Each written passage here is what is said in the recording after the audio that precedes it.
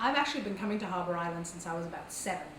Friends of ours owned a hotel here, and we'd come practically every weekend from the other island that we lived on. And what I loved about it as a child is probably one of the same things I love about it now, is just the freedom that you can enjoy here.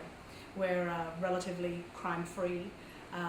It's the opposite of some places where you're taught not to speak to strangers. Here you speak to everyone, whether you know them or don't know them. And I just think it's the incredible amount of freedom that you get to enjoy here. And then as far as people coming to visit, one of the great things is that you really get a feel for the local community. It's not a place that has contrived tourist spots. It's a place where locals hang out. So the nightclub you might go to is actually a place where the locals go, and you can go and mingle very easily and really get a real feel for the island, which is beautiful. Probably one of the biggest changes that I've seen in the time since I've been coming as a child, once the market opened up to younger people, their demands when they were traveling were quite different.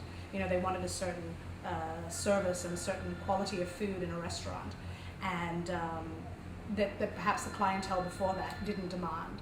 So that's definitely been a very big change and a welcome change. So Harbour Island's one of those places that can cater to people, older people, young couples, single people, unmarried. It really is a great place for everyone. Whereas before, I think too, because of the price points of Harbour Island, it does tend to be an expensive island. The people who could travel here tended to be an older clientele. I was fortunate enough to have my mum in the hotel business right here on Harbour Island before I moved here. She used to be the manager at Pink Sands. And when I had the opportunity to buy this property, she obviously came on board with me and brought her expertise here, which was fantastic. Despite its size, being 3 miles long and half a mile wide, we actually have a lot of options when it comes to places to stay. There are approximately 12 hotels on the island that range from motel type accommodation through bed and breakfast to mid-size, what you'd expect in a more hotel setting, to the more luxurious hotels. And what's really fun is in that small space, even with all those properties, nobody's really in direct competition with anybody else. Each property has its own flavor. So at the upper end of the market, you have the Pink Sands, which is over on the beach, and then you have Rock House, which is over on the harbour side. I consider us here at the Landing probably price-wise the next level down. So we're an intimate setting, but we're a boutique hotel, so our prices reflect that. And then just our neighbor to the back is more of a bed and breakfast style, so it's simpler in the decor, but equally as lovely and charming. You've got the Red Apple, which has, it's a newer establishment, and it's very it's managed and owned by the people who greet you every day, which gives it its own flavor. So first-time visitors to Harbour Island, what should they expect? They should expect lovely warm greetings, that ease of mingling. They get to enjoy the wind in their hair as they ride on the golf cart. You have to get used to passing the same people quite frequently, and each time you pass them, saying hello. That's a tradition. You can expect to meet people from all walks of life, and you can even expect the unexpected, like bumping into somebody you knew from somewhere else and you had no idea they were coming to Harbour Island. It's one of those places that people do like to keep a secret.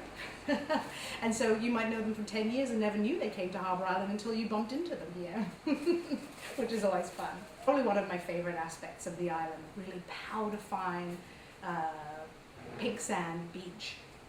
You have the opportunity to ride on the beach on horses. In terms of food, some of the things that are considered very local would be conch, and there's a fantastic local place called the Queen Conch, where you must go on a trip to the island and have your fresh conch salad. And then conch you can also get fried and fritters, which are delicious. You can get cracked conch, which is also a fried piece of conch, stewed conch. Conch done in many ways. So definitely before you leave, you should try some conch. Obviously, we have a fantastic ocean, and we're very fortunate to have it filled with fish. Grouper is one of the main fish that we use here on the island, a beautiful white meat fish that can be done in many ways. And also lobster, our local lobster is beautifully sweet, and when cooked right, it's particularly tender and lovely. I definitely see Harbour Island riding different waves. Right now there seems to be a trend towards condominiums, which is definitely new. I'm not sure how long that trend will last. The market is demanding it at the moment, and Harbour Island's entertaining the idea. Hopefully the people who come here, as they have in the past, will continue to have Harbour Island in their heart and remember what it is that they loved about Harbour Island when they came, and perhaps not try and make it what you find everywhere else. Just looking to architecturally and size of development, keep it that personal, intimate experience that they fell in love with. There are other islands that can match Harbour Island's physical beauty. There are other islands where the people are equally as charming, where the architecture is equally as beautiful. But there's something about the way it all comes together in Harbour Island, about its size, about the diversity of the clientele that we have, that makes Harbour Island very different to the other islands. And you have that out island feel here, but you still have that sophisticated edge, which is a fine line to walk, but I think we do it really well. One of the things I love when I go away is when I come back and I walk up to the teller at the bank, or I'm doing something at one of the local offices. There's an intimacy, there's a lack of formality that I really appreciate. And then on the other side, there is the pomp and pageantry of Bahamians when it comes to certain celebrations like weddings and funerals, that again is typically Bahamian, but I do think that it comes from a lack of pretense, and I think it comes from a really warm heart. Harbour Island, what haven't I said? It's a really special place.